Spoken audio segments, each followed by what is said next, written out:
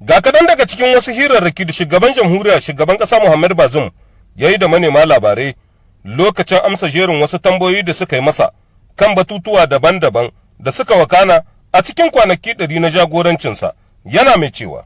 Lorsque vous avez la chance d'être le seul que 20 millions de Nigériens ont choisi. A duk lokacin da ka samu damar kasancewa kai kaɗai ne wanda 'yan Nijar kusan miliyan 20 suka aminta da kai, ya zama cilas a gare ka, ka kasance mai gaskiya da riƙon amana, ka zama tsaka-tsakiya ba tare da nuna bambamci ko wariya, ka zame musu mai manufa da alƙibla.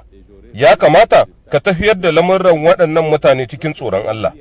Na ko faɗa hakan a cikin jawabin da na yi yayin rantsar da ni, don haka wannan ita ce niyyata. Zan ƙirƙiro yanayin aikin da zan yi amfani da shi domin na samu sakamako mai yawa fiye da wanda na samu yanzu. Lorsque le Mali a été agressé et qu'il y a eu une tentative de certains de ses citoyens de faire une sécession, j'étais ministre des Affaires étrangères. Lokacin da aka kai wa Mali hari, kuma akwai wani yunkuri da wasu daga cikin 'yan ƙasarta suka yi na sanya hannu.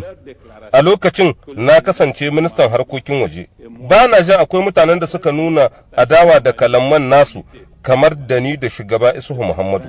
Wannan tabbaci ne na kasancewar mu masu nuna ƙauna ga Mali da kuma haɗin kanta.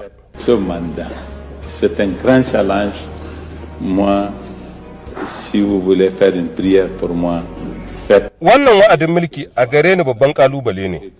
Idan kuna so ku yi min addu'a, ku yi min addu'ar in kasance cikin ƙoshin lafiya, kuma in samu nasarar wannan wa'adin jagoranci sakamakon tammahar abin alheri ga mutanen Nijar.